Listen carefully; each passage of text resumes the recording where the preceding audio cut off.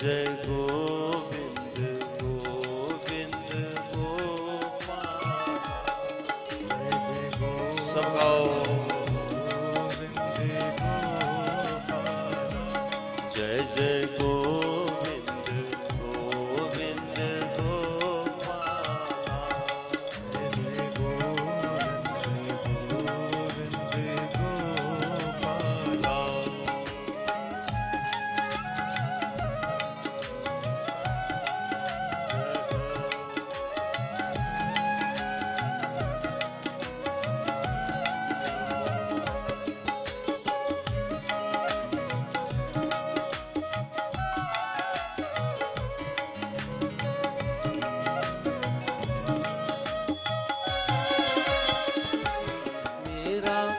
मुरली मनोहर नंद लाला। मेरा मुरली मनोहर नंद लाला। मेरा मुरली मनोहर नंद लाला। मेरा मुरली मनोहर नंद लाला। मेरा मुरली मनोहर नंद लाला। मेरा मुरली मनोहर नंद लाला। जय जय गोविंद गोविंद गोपाल। जय गोविंद गोविंद गोपाल।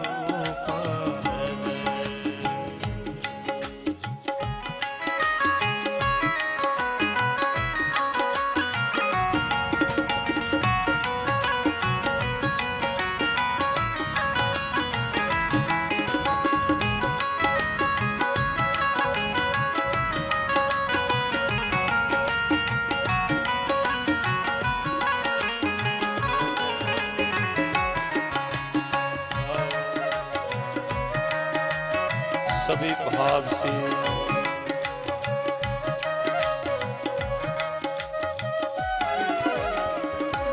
मेरा रसिक बिहारी नंद लाला। तेरा रसिक बिहारी नंद लाला। मेरा रसिक बिहारी नंद लाला। मेरा रसिक बिहारी नंद लाला। ओ मेरा रसिक बिहारी नंद लाला। मेरा रसिक बिहारी नंद लाला। ओ जय जय गोविंद गोविंद गोपाल। जय गोविंद गोविंद गोपाल। ओ जय जय गोविंद गोविंद गोपाल। जय जय गोविंद गोविंद गोपाल।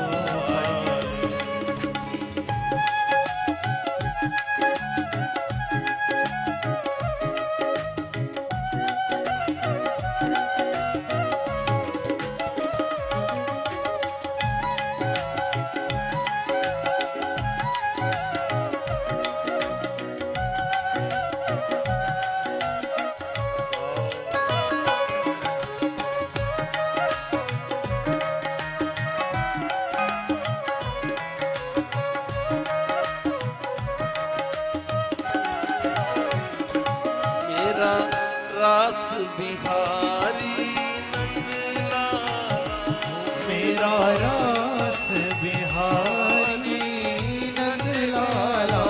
मेरा रास बिहारी नंद लाला। मेरा रास बिहारी नंद लाला। ओ मेरा रास बिहारी नंद लाला। मेरा रास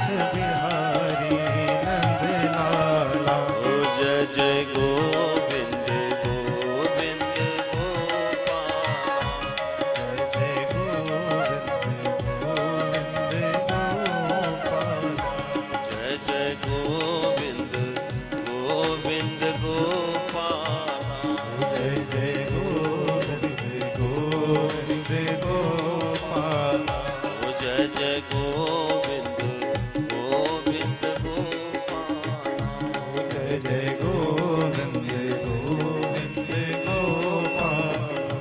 जय जय गोविंद गोविंद गोपाल। जय जय गोविंद गोविंद गोपाल। जय जय गोविंद गोविंद गोपाल।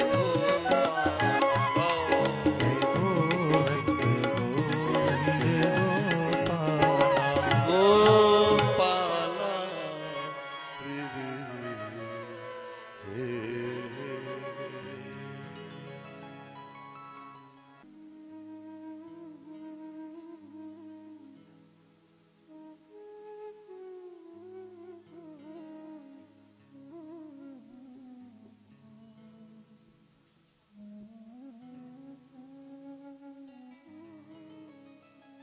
परम मंगलमय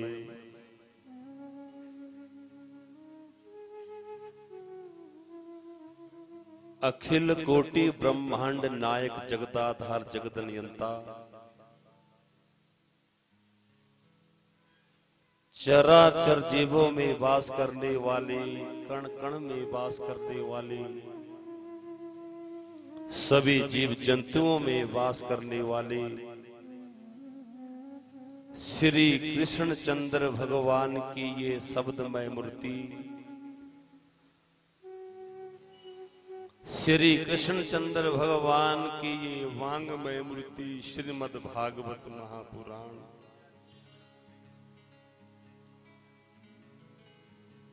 ऋग्वेद यजुर्वेद सामवेद अथर्ववेद रूपी ये ब्राह्मण विद्वान मंडली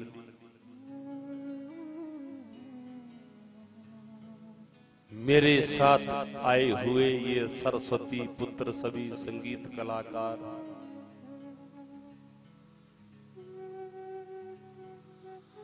और दूर दुराज से आई हुई मेरी माताओं, मेरी बहनों, मेरे भाइयों, छोटे छोटे बच्चों व सभी महानुभाव,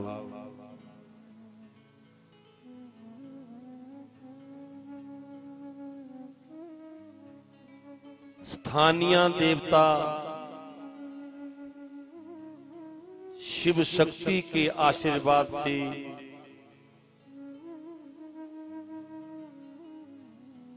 मां भगवती देवी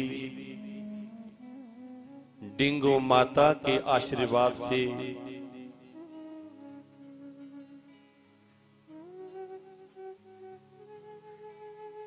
इस भव्य इस मंदिर आश्रम के जन्मदाता पीठाधीश्वर आदरणीय परम पूजनीय गुरुदेव तुल्या जयराम शर्मा जी, इनकी धर्मपत्नी श्रीमती प्रिया देवी,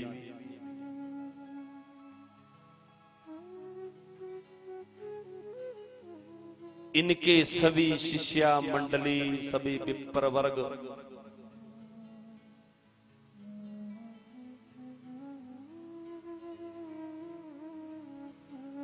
कौन से जन्म का भाग्य उदय हुआ हम आप सबका,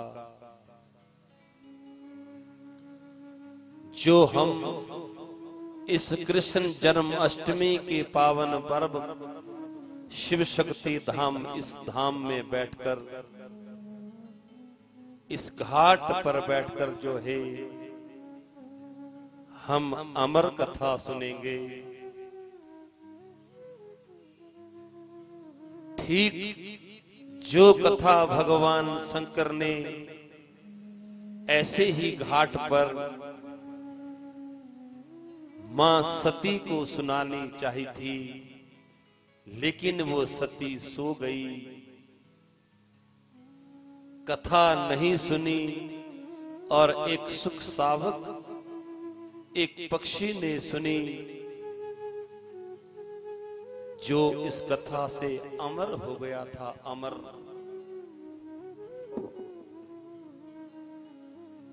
वो अमर कथा है प्यारे, ये कोई मनोरंजन का साधन नहीं है, ये आत्मरंजन की कथा है। भगवान से मिलने और मिलाने का ये साधन परम पूजनीय गुरुदेव जयराम शर्मा ने अपनी नेक कमाई से पूरे क्षेत्र के कल्याण की कामना से, विश्व कल्याण की कामना से इन्होंने ये यज्ञ रखा है। और दिवंगत आत्मा जिन्होंने ये भूमि दान दी थी, धन्य है वो सांडिल गोत्र यजमान परिवार, जो कि परम पूजनी में हमारे महाराज जी की इच्छा मन था कि जिन पूर्वजों ने यहाँ मुस्कुराते हुए खुशी खुशी के साथ ये भूमि दान दी है, मैं उनकी आत्मा की शांति के लिए, उनकी परिवार जनों की मंगल कामना के लिए मैं यज्ञ करूं। आप बड़े भाग्यशाली है ये सांडिल गोत्र यजमान परिवार। आदित्य स्वरूप स्वर्गीय प्रभु दयाल शर्मा, इनकी धर्म पत्नी गंगा स्वरूपणी श्रीमती संतोष देवी की आत्मा की शांति के लिए, उनकी परमधाम की प्राप्ति के लिए हमारे महाराज जी ने ये यज्ञ रखा है। केवल मात्र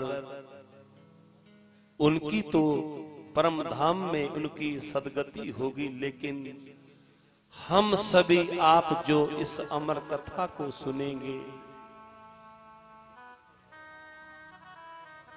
इस कथा को जो हम अपने कर्ण कुटो कानों से सुनेंगे, मान लो ये रसा अमृत हमारे हृदय तक जाए।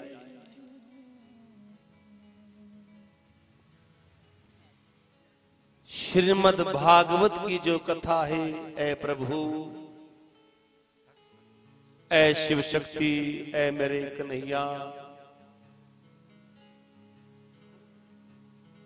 भारद्वाज गोत्र के हमारे यजमान परिवार,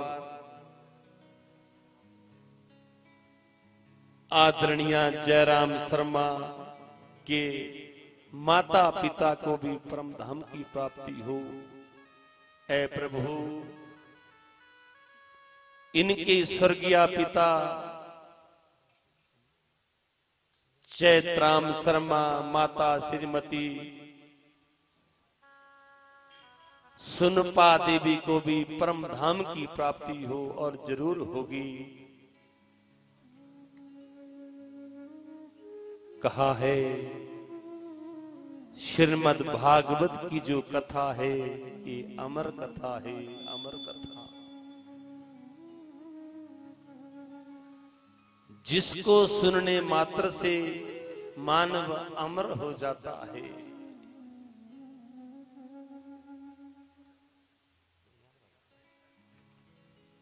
सुखदेव स्वामी ने राजा परीक्षित को एक बार कथा सुनाई थी, सुखताल गंगा घाट बट वृक्ष के नीचे, और वो एक बार सुनकर ही वो अमर हो गया था, उसका मोक्ष हो गया था, उसकी मुक्ति हो गई थी। वही कथा महाराज जी के कृपा आशीर्वाद से, यहाँ के स्थानीय देवी देवताओं के कृपा आशीर्वाद से हम आप सुनेंगे।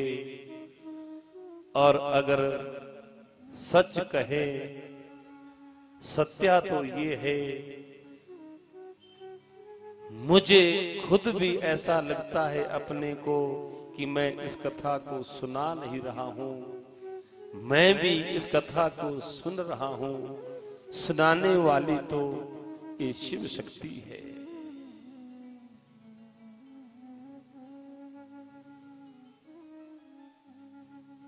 श्रीमद् भागवत कथा आपने कई बार सुना है कि 4 वेद 6 शास्त्र 18 पुराणों में सर्वोपरि है श्रीमद् भागवत महापुराण। क्यों ऐसा कहा है कि जब वेद व्यास जी ने देव ऋषि नारद के कहने पर जब वेद शास्त्रों और पुराणों की रचना की, 4 ऋग्वेद, यजुर्वेद, सामवेद, अथर्ववेद, 6 शास्त्र, 17 पुराण लिख डाले, लेकिन इतना कुछ करने के बाद व्यास जी को शांति नहीं मिली। क्या नहीं मिली बोलो? और हम सभी चाहते हैं कि शांति मिले, सुख शांति मिले। इतने वेद शास्त्रों को लिखने के बाद भी शांति प्राप्त नहीं हुई। अशांत चित्त बैठे थे। कौन? देव ऋषि नारद आए, अचानक अशांत बैठे थे वेद व्यास जी। और जैसे अशांत वेद व्यास जी को देव ऋषि नारद ने कहा, एकदम टोक दिया, ऐ वेद व्यास जी, ये तुम्हारा चेहरा, जो ज्ञानी होता है, जो ज्ञानी होता है कभी शोक सागर में नहीं डूबता। तुम्हारा जो मुखमंडल है ऐसा लगता है, क्या बात है? वेद व्यास जी ने कहा, सुनो देव ऋषि नारद, मैंने 4 वेद लिखे, 6 शास्त्र लिखे और 17 पुराण भी लिख डाले, लेकिन मेरे मन को शांति नहीं मिली, मुझे सुख नहीं मिला।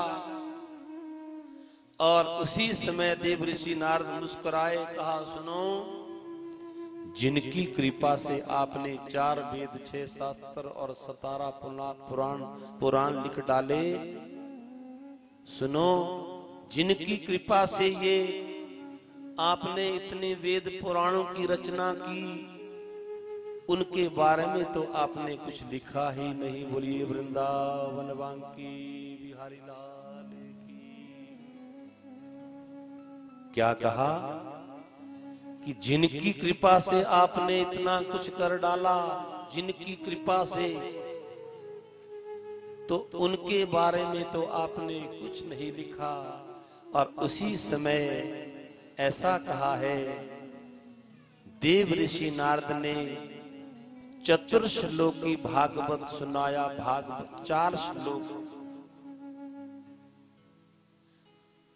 भागवत के चतुर्श्लोक देव ऋषि नारद ने वेद व्यास जी को सुनाए, बस। और उन्हीं 4 श्लोकों से वेद व्यास जी ने 18,000 श्लोक लिख डाले, 12 स्कंद, 335 अध्याय। और श्रीमद् भागवत पुराण की रचना हो गई, 18वां पुराण। ये 18वां पुराण है श्रीमद् भागवत महापुराण। इसका मतलब क्या हुआ, अब आप बताओ। जब 17 पुराण लिख डाले तो सुख शांति नहीं मिली।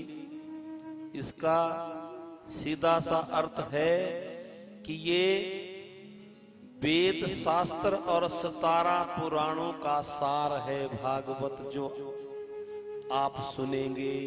बोलिए भागवत भगवान की। क्या है? वेद शास्त्र और 17 पुराणों का सार है। इन्हीं 17 पुराण को निचोड़कर ये भागवत की रचना हुई है। ये कोई पोथी नहीं है, ये कोई किताब नहीं है, ये साक्षात भगवान मेरे कन्हैया की, मेरे प्रभु की, भगवान शंकर की ये वाणी है।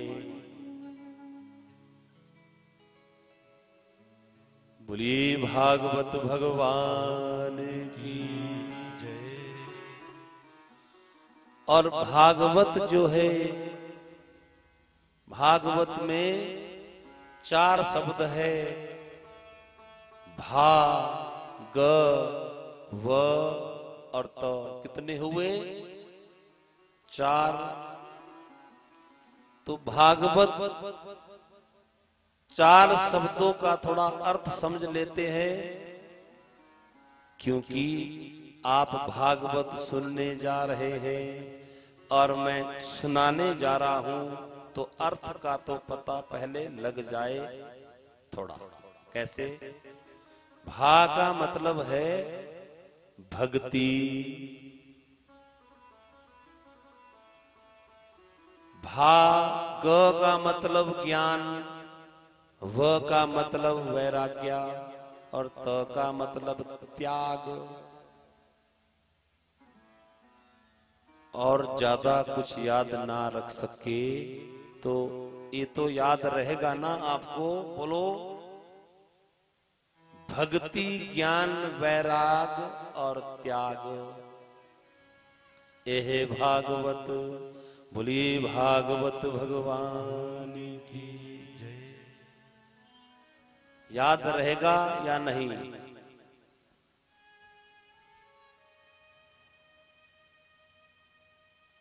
याद तब रहेगा अगर आपका ध्यान कथा में होगा तो, और याद ही नहीं, फिर आपको कैसा लगेगा?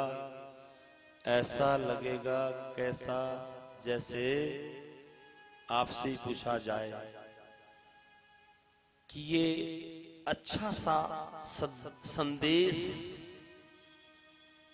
अच्छा सा, बोलो, बोला करो, आपको क्या लगे?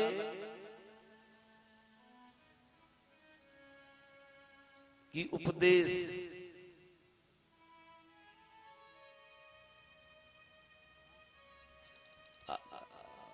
आप विचार करके कहो, संदेश लगे कि उपदेश? उपदेश क्यों नहीं? ना संदेश लगे और ना उपदेश लगे, ये आज्ञा हो, आज्ञा लगे, आज्ञा। यही तो आज भी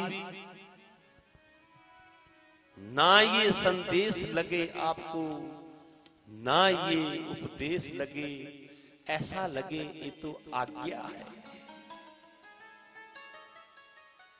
ये वेद आज्ञा है, शास्त्र आज्ञा है। और ऐसा ही आज हो नहीं रहा है।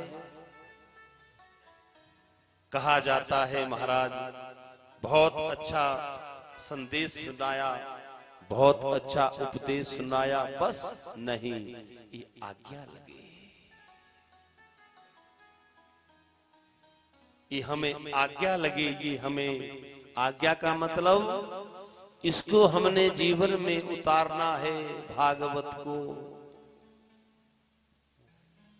भागवत को जीवन में हम उतारेंगे। ये कैसे उतारेंगे? जब आपको क्या लगे? बोलो, आज्ञा लगे।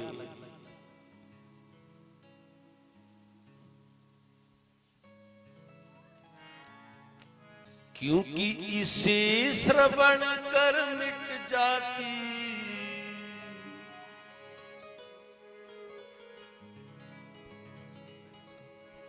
क्योंकि इसे श्रवण कर मिट जाती 100 जन्म जन्म की व्यथा। जय जय कृष्ण कथा, जय जय कृष्ण कथा गाओ। जय जय कृष्ण कथा, जय जय कृष्ण कथा। ओ जय जय कृष्ण कथा, जय जय कृष्ण कथा। जय जय कृष्ण कथा, जय जय कृष्ण कथा।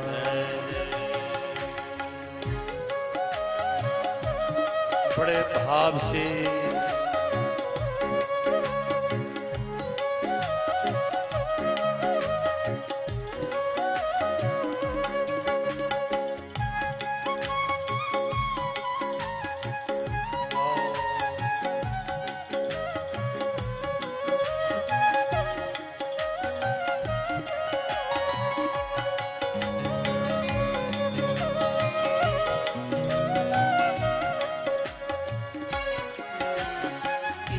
श्रवण कर मिट जाती है, इसे श्रवण कर मिट जाती है, ओ इसे श्रवण कर मिट जाती है, इसे श्रवण कर मिट जाती है। सौ जन्म जन्म की जय जय कृष्ण कथा, जय जय कृष्ण कथा, जय जय कृष्ण कथा, जय जय कृष्ण कथा, ओ जय जय कृष्ण कथा, जय जय कृष्ण कथा, जय जय कृष्ण कथा, कथा। जय जय कृष्ण कथा।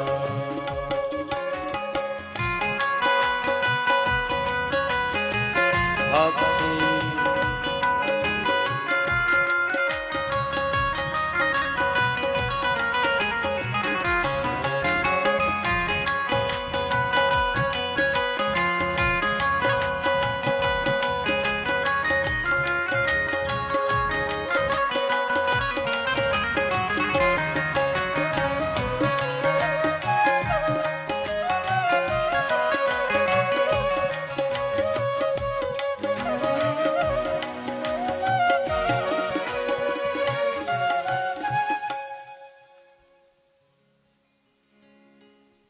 बोले भागवत भगवान की। भागवत को सुनकर इसे श्रवण कर मिट जाती, बोलो आगे क्या कहा, 100 जन्म जन्म की व्यथा। व्यथा का मतलब, आप व्यथा का मतलब क्या होता है, बीमारी। व्यथा मीन्स बीमारी, और एक जन्म की नहीं 100 जन्म की। लेकिन मिटेगी तब अगर आप उसे, जैसे किसी दवाई को खाने से लाभ मिलता है ना, ऐसा तो नहीं कि दवाई ली और घर में पूजा के स्थान पे रख दी तो रोग दूर करेगी, नहीं। इसे श्रवण कर मिट जाती 100 जन्म जन्म की, यानी व्यथा का मतलब हमारी बीमारी। तो विचार करो, आदरणीय महाराज जी ने, जयराम शर्मा जी ने क्या सोच के, क्या विचार के ये निर्णय लिया इन्होंने कि एक जो तन की बीमारी है, ये नहीं, मन की बीमारी का इलाज कितने सरल ढंग से आपका अब हो जाएगा। तन का नहीं, तन के रोग के लिए तो आईजीएमसी या हॉस्पिटल आपको मिलेंगे, लेकिन जो ये मन का रोग है, इसके निमित्त हमारे जयराम शर्मा जी बने। आप बड़े भाग्यशाली हैं। लेकिन इसलिए कह रहा हूं क्योंकि आज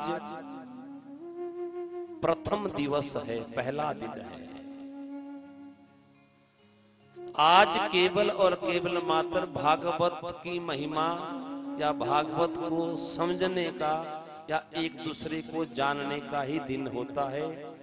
सप्ताह पारायण हमारा कल से विधिवत शुरू होगा। आज का जो दिन है, हम ये समझ जाए कि भागवत का मतलब क्या है, भागवत की महिमा क्या है।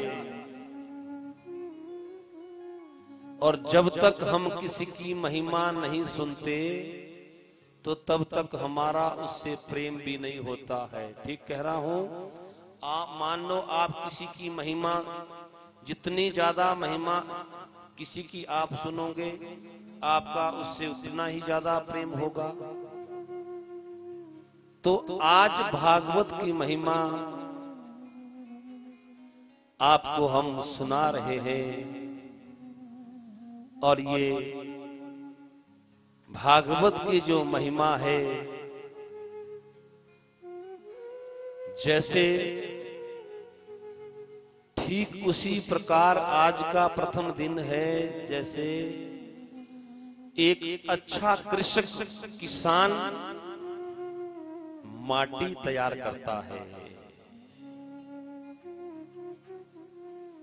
बीज बोने के लिए अच्छा किसान, अच्छा जो कृषक है, वो सबसे पहले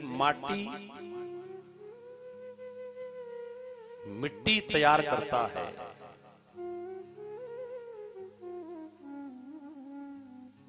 अब माटी अच्छी नहीं होगी तो क्या बीज उगेगा? बोलो नहीं। तो आज का दिन भी ऐसा ही है। आज हम मिट्टी तैयार करते हैं, फिर बीज बोया जाए। भक्ति का, भागवत का मतलब, भा का मतलब भक्ति, भक्ति का जो बीज है, भक्ति का बीज आप हम सब बोने जा रहे हैं। आओ हम सब अपनी इस मिट्टी को तैयार करते हैं और भागवत का पहला प्रथम श्लोक सबको याद भी होना चाहिए।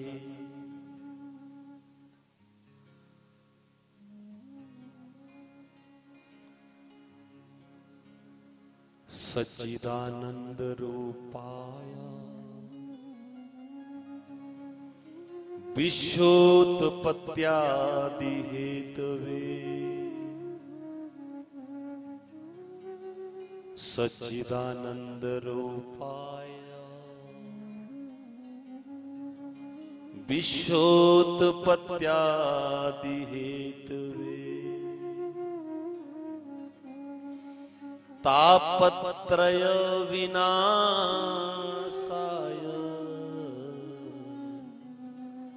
श्री कृष्णाय वयं नुमः।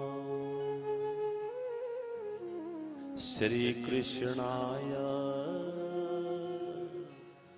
वयं नुमः। बोलिए भागवत भगवान की जय। ये भागवत का प्रथम श्लोक है, बड़े ध्यान से सुनना। सच्चिदानंद रूपाय विश्वोत्पत्त्यादि हेतवे तापत्रय विनाशाय श्री कृष्णाय। इसका मैं सूक्ष्म ढंग से अर्थ करूं, बड़ा ध्यान से सुनना। भागवत का प्रथम श्लोक सबको याद भी होना चाहिए और इसके अर्थ का भी पता होना चाहिए।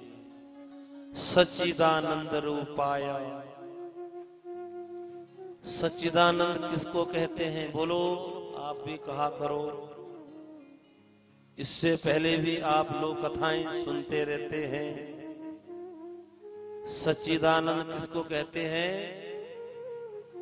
सच्चिदानंद है जो सत्य है, सत्या है, अटल है, आवाद है, जो पहले भी था, अब भी है और हमारे जाने के बाद भी जो रहेगा, वो है सच्चिदानंद। जिसका कभी नाश नहीं होता, जो अटल है, वो है सच्चिदानंद। सच्चिदानंद रूपाय विश्वोत्पत्त्यादि, पूरे विश्व की जो उत्पत्ति करता है, सृजन करता है, फिर पालन करता है और समय आने पे उसका संहार कर देता है। महाप्रलय, ओ सच्चिदानंद भगवान विश्वोत्पत्त्यादि हेतवे तापत्रय विनाशाय। तापत्रम, जो हमारे को 3 प्रकार के तापों से हमारी रक्षा करता है। कौन कौन से ताप आदि भौतिक, आदि दैविक और आध्यात्मिक, तीन प्रकार के ताप होते हैं। एक ताप तो जो हमें देह से मिलता है, फोड़ा, फुंसी इत्यादि, बुखार इत्यादि, या कुछ रोग हो जाए, वो देहिक ताप है।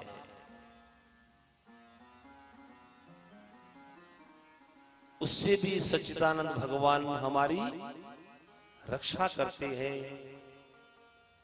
एक आदि भौतिक, जैसे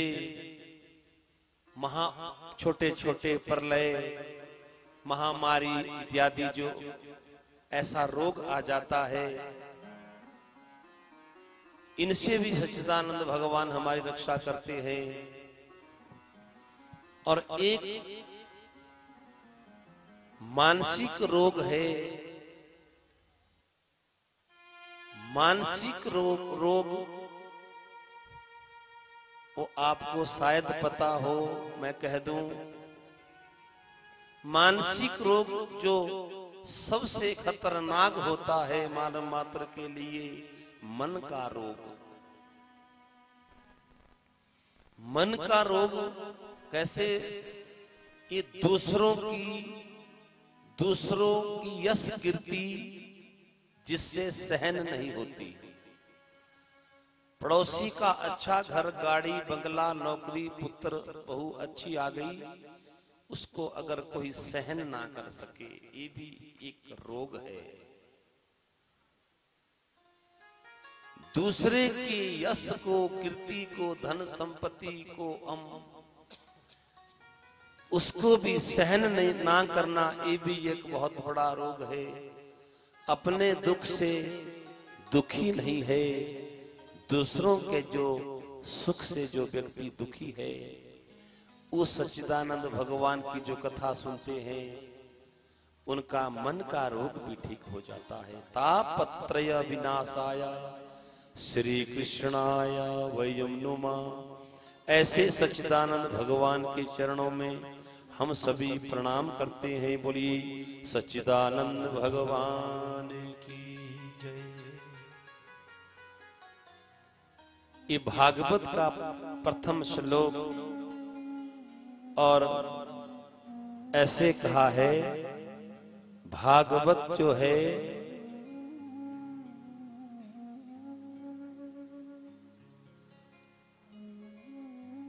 सबसे पहले किसने कहां सुनाया? सबसे पहले किसने कहां सुनाया? ऐसे कहा है, सुनो ध्यान से। सबसे पहले भागवत को सूत जी ने सौनकादि 88,000 ऋषियों को नैमिषारण्य में सुनाया था। ये सूत जी कौन है? सूत जी कहते हैं सुनाने वाले को, और सौनक कहते हैं सुनने वाले। तो आज से आप क्या हो गए? बोलो, आप हो गए सौनक। आप सौनक हो गए, और जो सूत जी ने सुनाया वो मैं आपको सुनाने का प्रयास करूंगा। आओ हम अपने मन को नैमिषारण्य में ले चले, जहां आप जैसे सद्गृहस्थ संत 88,000 बैठे हैं, और उनके मध्य में सूत जी का आगमन हुआ। और ऐसे कहा है, सूत जी का जैसे आगमन हुआ, सबने सूत जी को प्रणाम किया, और सूत जी से कहा, ऐ सूत जी, हमारे मन में एक इच्छा है। क्या इच्छा है? सूत जी ने कहा, क्या इच्छा है? कि अज्ञान ध्वंत विध्वंस कोटि सूर्या संप्रभा। क्या इच्छा हुई सुनने? ये आपकी इच्छा है।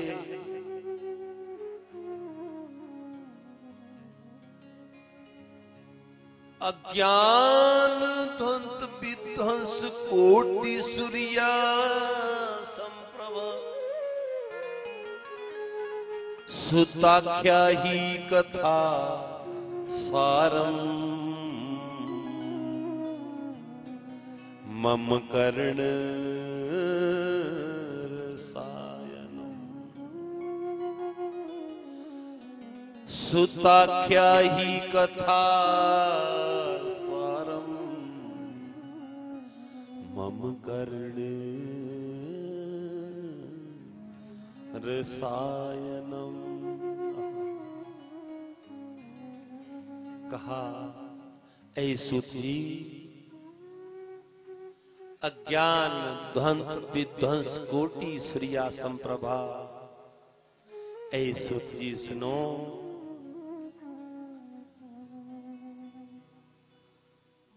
हमारा अंदर जो है, जो हमारे हृदय में जो अज्ञान रूपी अंधेरा है,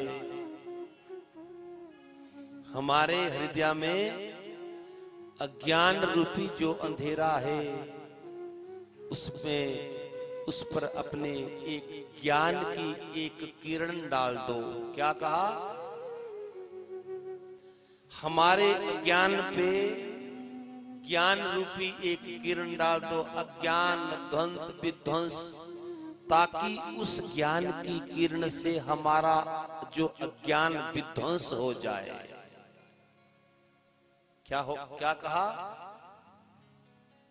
बड़े ध्यान से सुनना, मैं भागवत की भूमिका अभी बना रहा हूं। और जो पहले दिन की कथा नहीं सुनते, उनको 7 दिनों में कथा में उतना मन नहीं लगता जितना लगना चाहिए। इसलिए पहले दिन की जो कथा थोड़ी ध्यान से सुननी चाहिए, और आप जैसे सुन रहे हैं। कहा कि अज्ञान ध्वंत विध्वंस के ज्ञान रूपी किरण से हमारा अज्ञान विध्वंस कर दो। पर ऐसा ही होना चाहिए, आपको भी ऐसा ही लगे और लगेगा, क्योंकि जब अज्ञान रूपी अंधेरा रहेगा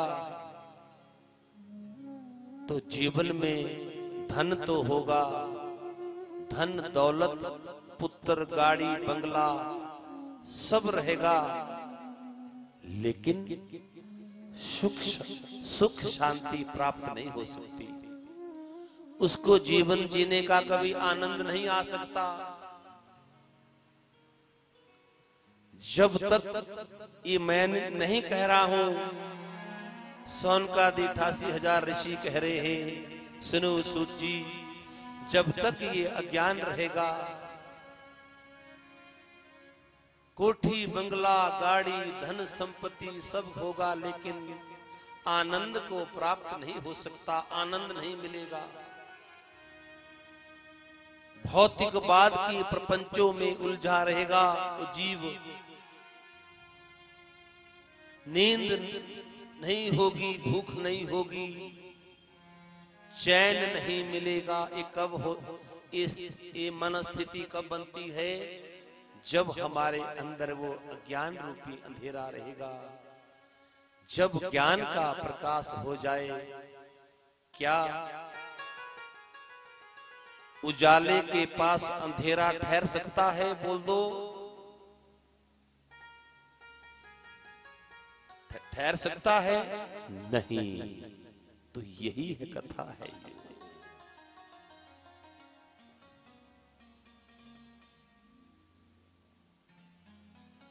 जहां अंधेरा होगा वहां प्रकाश आ जाए तो अंधेरा भाग जाता है। आप चिंता मत करना, जो जो उसको सुन रहे हैं और इस YouTube चैनल के माध्यम से भी जो सुनेंगे, मैं उनके लिए भी ये संदेश दूंगा कि जैसे तुम है वैसे ही बन के आओ, और जब भी कभी कथा में आओ तो जब तक मानव खाली बनकर सुनेगा, अज्ञानी बनकर सुनेगा तो वो ज्ञान समझ आएगा। अगर तर्क कुतर्क गलतियों को ढूंढने आएगा कि अच्छी अच्छी बातें जो कही उस पे ध्यान नहीं जाएगा, कहते कहते कहते कहते कहीं वक्ता के मुख से ऐसा वैसा निकल गया उसको पकड़ लेगा, ऐसी अगर मन स्थिति होगी तो उनको तो ये कथा समझ नहीं आएगी।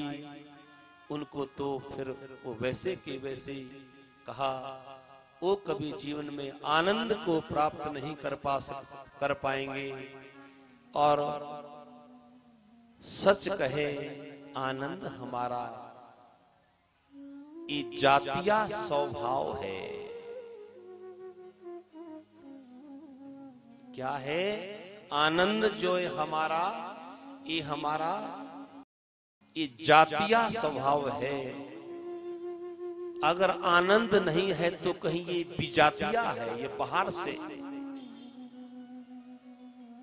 आनंद नहीं है तो ये हमारा तो स्वभाव ही आनंद है। आनंद आनंदमयो, आनंद में रहो, खुद भी आनंद में रहो और दूसरों को भी आनंद दे। पर कैसे होगा? जब तक हम ज्ञान ऐसी श्रीमद् भागवत कथा नहीं सुनेंगे तब तक ये सुलभ नहीं है। और कहा जब सूत जी ने सुना कि इनका जो मन है, स्वभाव है, सुंदर स्वभाव इनका, और ये कुछ सुनना चाहते हैं, तो ऐसे कहा है। सूत जी ने कहा, सुनो,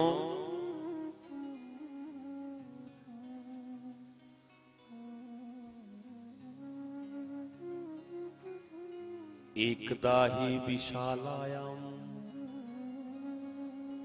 चत्वारि ऋष्युमला सत्संगार्थ समायात दद्रे सुस्तत्र नारदा। सूत जी ने कहा, एकदा ही विशालायाम चत्वारि ऋष्युमला। ऐ सुनने वाले सौनकादि 88,000 ऋषियों, ठीक जिस प्रकार तुम्हारी ये प्यास है सत्संग सुनने की, ठीक एक बार एकदा ही विशालायाम सुनो, ध्यान से सुनना सौनकादि 88,000 ऋषियों। ठीक इसी प्रकार एकदा ही विशालायाम, एक बार विशाला यानी बद्रीनाथ, एक बार बद्रीनाथ में ब्रह्मा के पुत्र सनक सनंदन सनातन संत कुमार 4 सगे भाई है ये ब्रह्मा के मानस पुत्र। इसी इच्छा से, इसी कामना से बद्री विशाल में घूम रहे थे। किस कामना से? कि कहीं ना कहीं सत्संग मिले। क्या मिले? सत्संग मिले।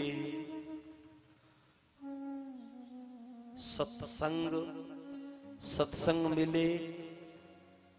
पर जब कभी सत्संग जहां होता था, सनकादि ऋषि आनंद में वहां सत्संग सुनते थे। और जिस दिन कहीं सत्संग ना मिले तो एक भाई सुनाने लग जाते थे और 3 सुनने लग जाते थे। लेकिन सत्संग कभी उन्होंने कभी ऐसा नहीं हुआ कि सत्संग जीवन में होना चाहिए। और ऐसा कहा, एक दिन वो सत्संग की इच्छा से घूम रहे थे और अचानक सामने से देव ऋषि नारद को आते हुए देखा। नारायण नारायण। देव ऋषि नारद को जब आते हुए देखा तो सनकादि ऋषियों ने कहा, आओ देव ऋषि नारद, तुम्हारा हम बड़े भाग्यशाली है। आज हमें संत देव ऋषि नारद का दर्शन हुआ। आज तो खूब सत्संग सुनने को मिलेगा। लेकिन जब और पास में आए देव ऋषि नारद सनकादि ऋषियों के, तो क्या देखा? खिन्न मना है। एकदम देव ऋषि नारद चिंतित, जैसे कोई चिंतातुर व्यक्ति हो। चिंतातुर का मतलब जो चिंता में रहता है, उसके चेहरे की आकृति ही बता देती है। हाँ, और जो आनंद में रहे, जैसे हरिदत्त जी आनंद में रहते हैं, चेहरा भी वैसा ही। महाराज जी की शिष्या है। आनंद उसका चेहरा बताता है। और जब देव ऋषि नारद का जब मुख देखा, कहा, कथम ब्रह्मन दीन मुख कुतस चिंता तुरु भवान। अरे वो ब्रह्म देव ऋषि नारद, कहां से आए और कहां जा रहे हो? और ये तुम्हारा चेहरा देख के तो ऐसा लगता है, सनकादि ऋषियों ने कह दिया, ऐसा लगता है जैसे किसी कृपण व्यक्ति, कंजूस व्यक्ति का धन चोरी हो जाए।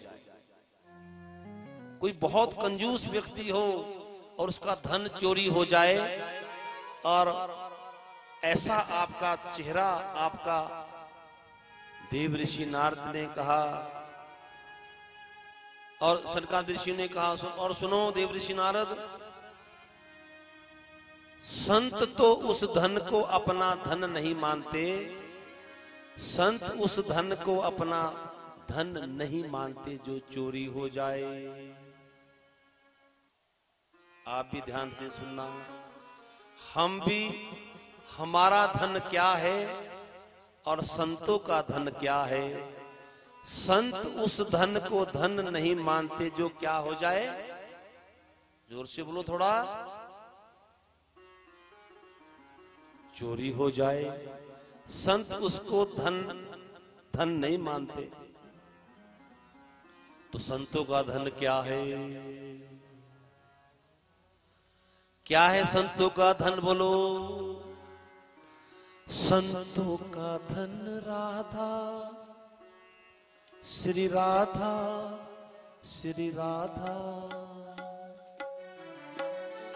संतों का धन राधा, श्री राधा, श्री राधा। संतों का धन राधा, श्री राधा, श्री राधा। संतों का धन राधा, श्री राधा, श्री राधा। का धन राधा, श्री राधा, श्री राधा। संतों का धन राधा, श्री राधा, श्री राधा।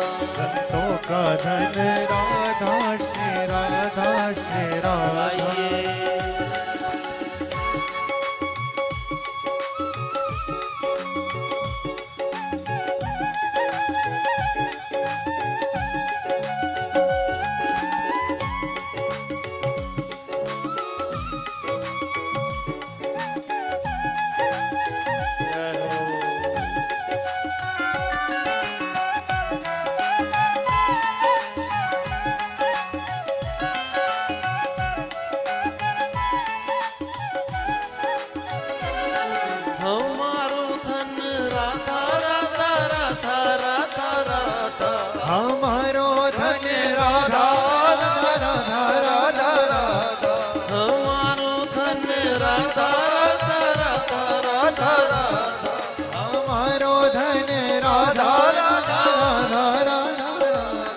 हमारो धन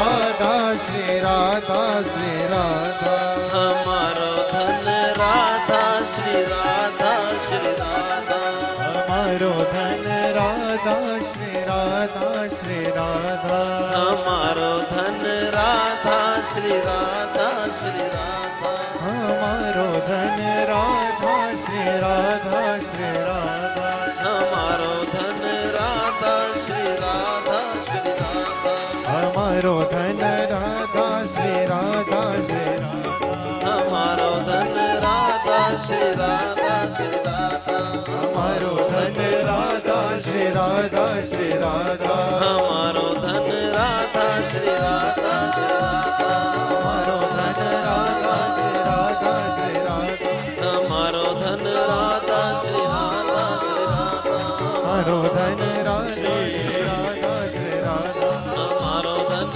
राधा श्री राधा श्री राधा धन राधा श्री राधा श्री राधा हमारो धन राधा श्री राधा श्री राधा राधा श्री राधा।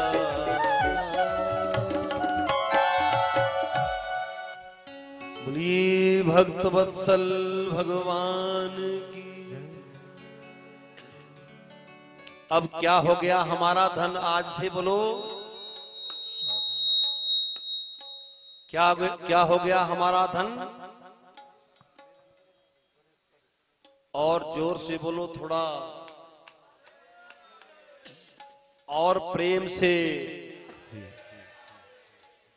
और सुनो, ये ऐसा धन है, ये यहां भी चलेगा और वहां भी।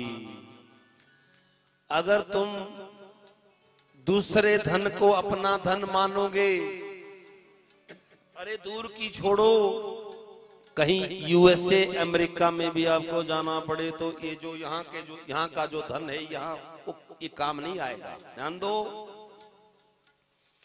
वहां की करेंसी चेंज करवानी पड़ती है। अब ध्यान दो, परलोक की करेंसी क्या है? जोर से बोलो, और जोर से। ये है धन। अब बताओ, आप कितने भाग्यशाली है जो हमारे जयराम जी आपको अब क्या बनाने जा रहे हैं? धनवान। पूरे नगर को, पूरे क्षेत्र को जयराम जी आपको क्या बनाने जा रहे हैं? बोलो, धनवान। ये है धन। राधा राधा राधा। देव ऋषि नारद को कहा, संत उस धन को अपना धन नहीं मानते जो चोरी हो जाए। और ये क्या चोरी होगा? ये नहीं। तो आपने कितना कमा रखा है? कितना बैलेंस है आपका? बोलो। बैलेंस खूब है ना? कुछ कमी होगी तो महाराज की कृपा से अब पूरी हो जाएगी। और देव ऋषि नारद को कह दिया, जब देव ऋषि नारद को कहा, बार बार देव ऋषि नारद ने कहा, सुनो सुनो सनकादि ऋषियों, मेरी कोई चोरी नहीं हुई, मेरी कोई चोरी नहीं हुई। हाँ, मैं दुखी हूं, मैं जरूर दुखी हूं, लेकिन अपने दुख से दुखी नहीं हूं। इन कलयुगी, ये जो कलयुग के लोग हैं, इनको देखकर मैं दुखी हूं। ये जो कलयुग के प्राणी है, इनको देखकर मैं जरूर दुखी हूं। दुखी? हाँ। देवऋषि नारद ने कहा, सुनो, मैं आया था इस पृथ्वी पे कि कहीं मुझे आनंद मिले, सुख मिले, सत्संग मिले, लेकिन ऐसा कुछ नहीं हुआ। क्या हुआ? उल्टा हुआ। ना आनंद मिला, ना सुख मिला। सनकादि ऋषियों ने कहा, सुनो, अगर आनंद लेना है, सुख चाहते हो, सत्संग चाहते हो, जाओ तीर्थों पे, जाओ तीर्थों पे, वहां आपको सुख मिलेगा, आनंद मिलेगा। देव ऋषि नारद ने कहा, मैं कहीं चंडीगढ़, दिल्ली, बॉम्बे नहीं गया था, मैं तीर्थों पे ही होता आया। अच्छा, हाँ, कहां? हरि क्षेत्रम कुरुक्षेत्रम श्री रंग सेतु बंदनम एवमादिषु तीर्थेषु ब्रह्ममान स्तस्ता। कहा, मैं एक क्षेत्र में नहीं, मैं तीर्थों पे गया, लेकिन क्या देखा? देव ऋषि नारद कह रहे हैं कि मैं जिन जिन तीर्थों पे घूमा, जिन जिन तीर्थों पे गया, वहां क्या देखा? वहां तीर्थों के देवता तीर्थों से पलायन कर चुके हैं, नाम मात्र के तीर्थ रहे हैं। ध्यान से सुनोगे तो आपको ऐसा लगेगा ये मेरी कथा है, मेरे लिए है ये। कहा, नाम मात्र के तीर्थ रहे हैं, तीर्थों के देवता तीर्थों से पलायन कर चुके हैं। क्यों? क्योंकि तीर्थों में पाखंडियों ने, बड़े बड़े तीर्थों में पाखंडियों ने डेरे लगा रखे हैं। इतना पैसा दोगे तो ही दर्शन होंगे, इतना धन दोगे तो दर्शन होंगे, नहीं तो पर्दा लग जाएगा। बताओ, वो देवता वहां रहेंगे? भगवान पैसे के भूखे हैं कि प्रेम के? बोलो, प्रेम के। लेकिन तीर्थों पे कोई प्रेमी कोई जाए, उसको दर्शन नहीं होता। तीर्थों पे पाखंडियों के डेरे लगे हैं, तीर्थों के देवता तीर्थों से पलायन हो चुके हैं, इसलिए मैं दुखी हूं। सनकादि ऋषियों ने कहा, अच्छा, फिर सुनो, मैं तीर्थों पे घूमा, फिर हम विचार किया, चलो तीर्थों पे ना सही तो मैं कहीं अब कहां जाऊं। हाँ, ध्यान आया, चलो रे, इन संतों के आश्रम में चलते हैं, महात्माओं के बड़े बड़े आश्रम में, शायद वहां शांति मिले। और कहा, जब मैं संतों के आश्रमों में आया तो वहां क्या देखा? देव ऋषि नारद अपनी व्यथा सुना रहे हैं। जब संतों के आश्रमों में आया, मैंने क्या देखा? पाखंडा निरता संता विरक्ता सा परिग्रहा। संत भी पाखंड पारायण हो चुके हैं। बड़े बड़े संत पाखंड पारायण हो चुके हैं। शिष्यों की लाइन लगा रखी है। उन शिष्यों में कितने सुपात्र है, कितने कुपात्र है, एक गुरु संत को भी पता नहीं है।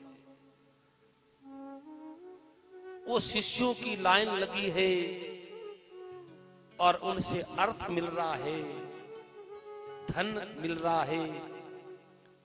ये नहीं कि उनमें से कितने पात्र है, कितने कुपात्र है। संत पाखंड पारायण हो चुके हैं। और फिर विचार किया, अब क्या किया जाए। चलो, घूमते घूमते मैं इन सदगृहस्थियों को, जो घर घर में, गांव गांवड़े में जाऊं, शायद इन गृहस्थियों के घर में, गांव में कहीं मुझे शांति मिले। कहा, सुनो, जब मैं संतों के गांव में गया, गृहस्थियों के घर में, वहां क्या देखा? वहां क्या देखा कि तरुणी प्रभुता गिहे, श्याल को बुद्धि दायका, कन्या विक्रोण लोभात दंपति चकलकनम।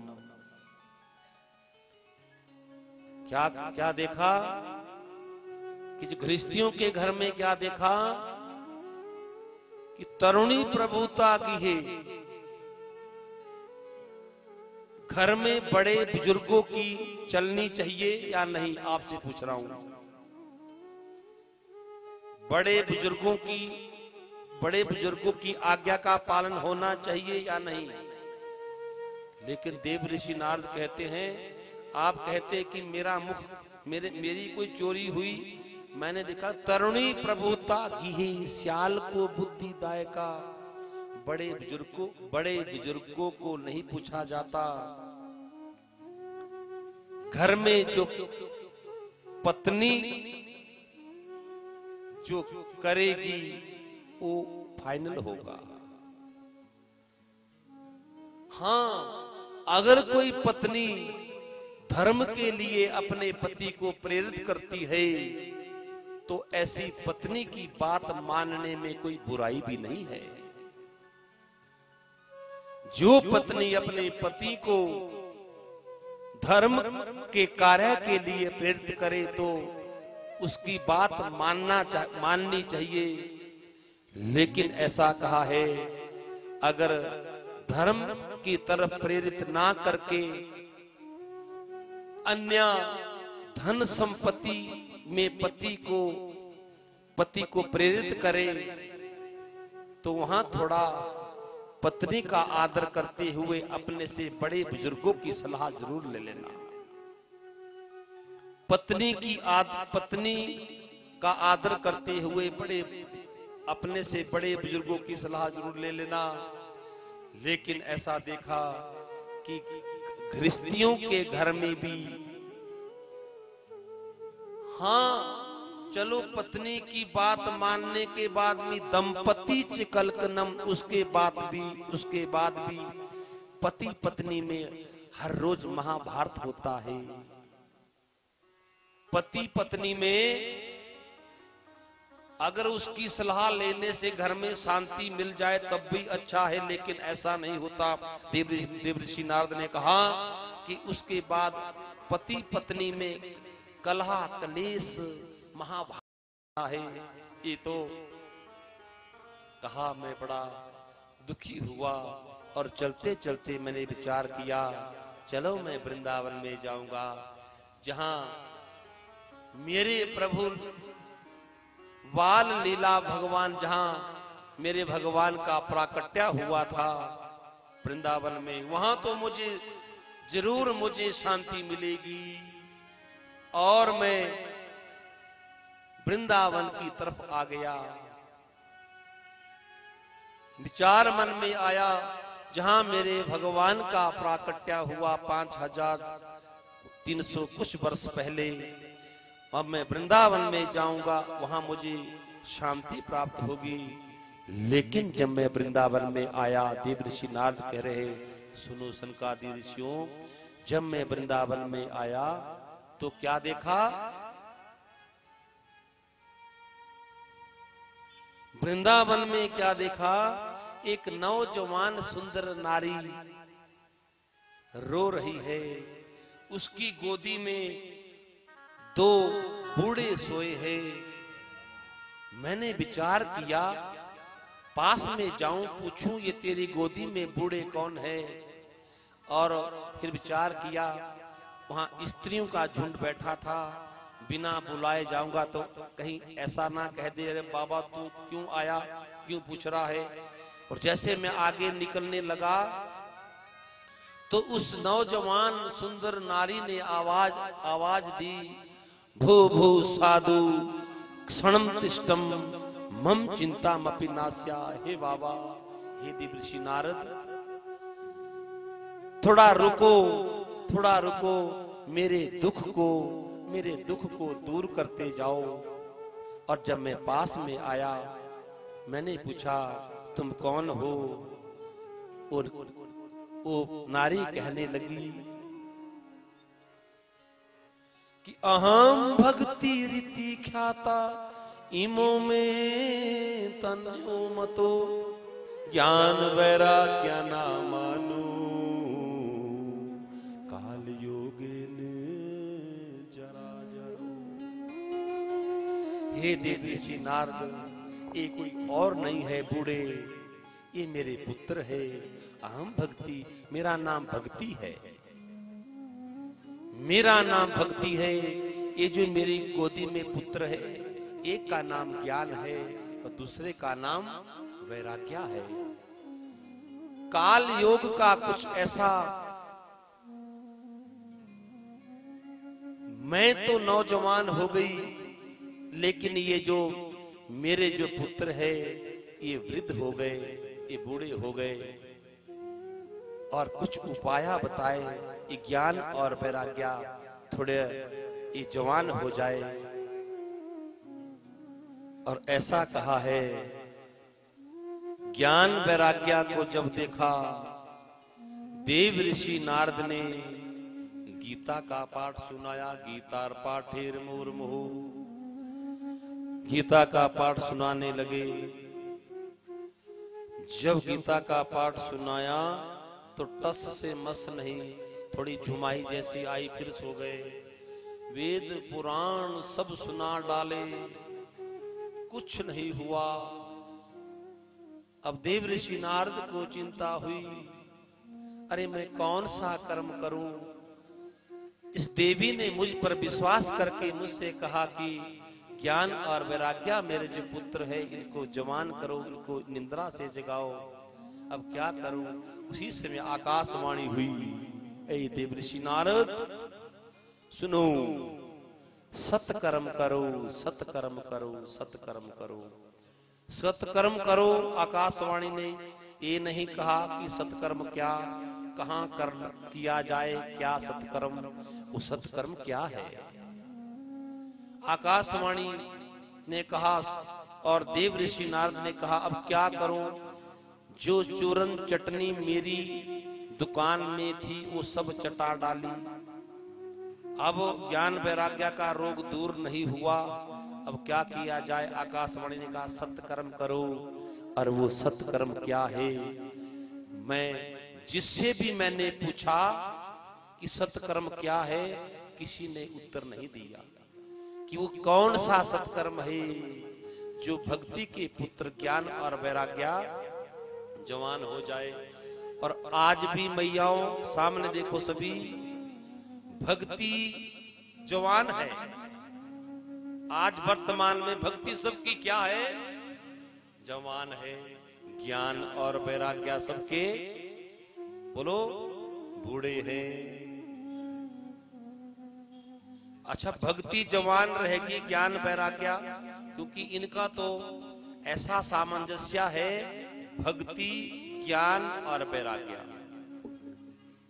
ये एक दूसरे के तीन ऐसे हैं कि एक दूसरे के बिना, एक के बिना दो बेकार है। ध्यान से सुनना, भक्ति है, ज्ञान भी है, लेकिन वैराग्य नहीं है तो भक्ति ज्ञान बेकार। अच्छा महाराज, भक्ति भी है, वैराग्य भी है, लेकिन ज्ञान ही नहीं है, तब भी व्यर्थ है। क्योंकि बिना ज्ञान से भक्ति हो ही नहीं सकती। तो भक्ति अपने को व्यर्थ मान रही थी, क्योंकि बिना ज्ञान से भक्ति नहीं होगी। होगी तो कहो, बिना ज्ञान से पूजा नहीं हो सकती। अरे बिना ज्ञान से कोई काम हो ही नहीं सकता। और ज्ञान बूढ़े है, वैराग्य बूढ़ा है। सनकादि ऋषियों ने कहा, अच्छा इसलिए तुम्हारा चेहरा, हाँ मेरे घर में ना चोरी हुई ना कुछ हुआ, अब आप बताओ कि वो कौन सा कर्म किया जाए, कौन सा कर्म किया जाए जिस कर्म को करने से भक्ति ज्ञान वैराग्य पुष्ट हो जाए। उसी समय देव ऋषि नारद ने कहा और उसी समय सनकादि ऋषियों ने कहा, सुनो सुनो देव ऋषि नारद, मैं आपको कह रहा हूं, सत्कर्म सूचको नूनम ज्ञान यज्ञा स्मृतो बुधई श्रीमद् भागवत अलापा सतु गीता सुकादवी। श्रीमद् भागवत की कथा सुनाओ, बोली भागवत भगवान की जय। और उसी समय पहली बार भागवत सुनाई भक्ति को। और वो क्या कौन सी भागवत कहाँ कैसे सुनाई, वो कल 12 बजे आज की कथा को यही विराम। अब कल देखना, अब कल की कथा ठीक यहीं से शुरू होगी। भक्ति श्रीमद् भागवत कथा सतु गीता सुकादवी। लेकिन हे डमरू वाले बाबा तेरी आरती गाऊं, हे गिरिधारी तेरी आरती गाऊं, श्री बांकी बिहारी तेरी आरती गाऊं। श्री बांके सबका भाव से आरती गाऊं, आरती गाऊं प्रभु तुमको रिझाऊं। आरती गाऊं प्रभु तुमको रिझाऊं, तुमको रिझाऊं प्रभु तुमको मनाऊं। तुमको रिझाऊं प्रभु तुमको रिझाऊं।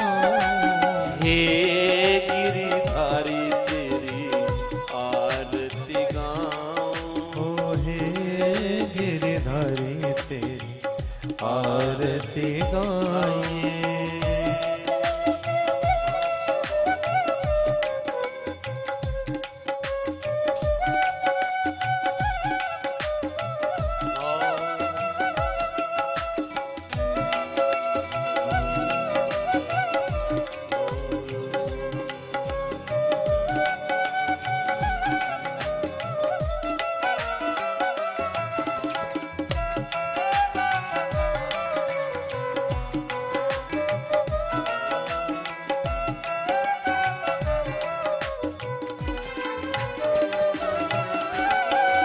मोर मुकुट तोरे शीस पे सोहे। ओ मोर मुकुट तोरे शीश पे सोहे।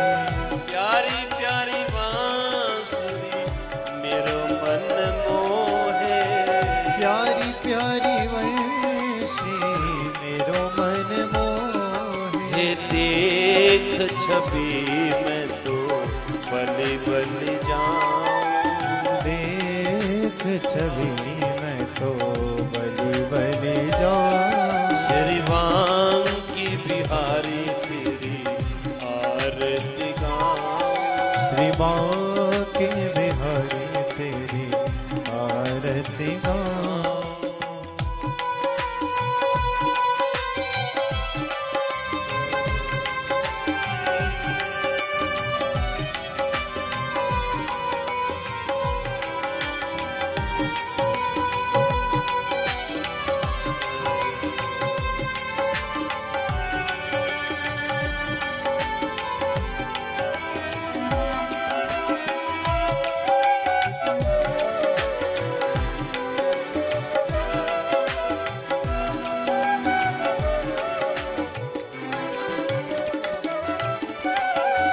चरणों से निकली गंगा प्यारी। चरणों से निकली गंगा प्यारी। जिसने सारी दुनिया है तारी। जिसने सारी दुनिया है तारी। हे उन चरणों में शीश झुकाऊं। उन चरणों पे मैं शीश नमाऊं। श्री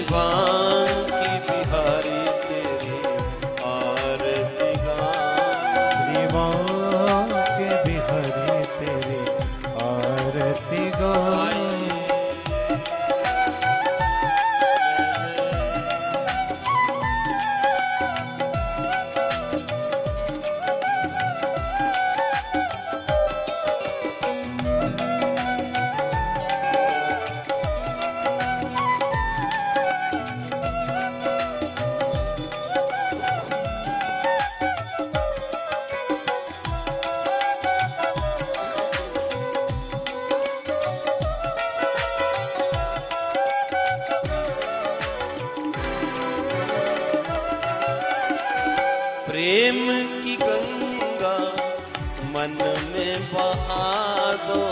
ओ प्रेम की गंगा मन में बहा दो। भक्ति की गंगा मन में बहा दो। भक्ति की गंगा मन में बहा दो। मानव जन्म प्रभु सफल बना दो। मानव जन्म प्रभु सफल बना ये दो। तोरे चरणों में शीश झुकाऊं। मैं तोरे चरणों पे मैं शीश नमाऊं। हे गिरिधारी तेरी आरती गाऊं। हे गिरधारी तेरी आरती गाऊं। ये डमरू वाले बाबा